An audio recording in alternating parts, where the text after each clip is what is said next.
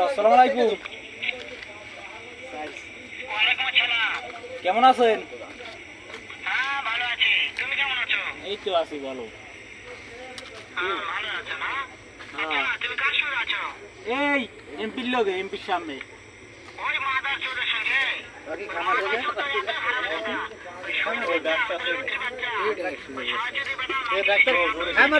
আমার তো কেডা তুই এ খান কিনবো খান কিনবো মাদার সাথে এটা কি করছে?